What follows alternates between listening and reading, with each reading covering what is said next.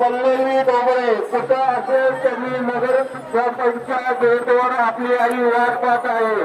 कृपया लवकरात लवकर यावे. पडायला लागले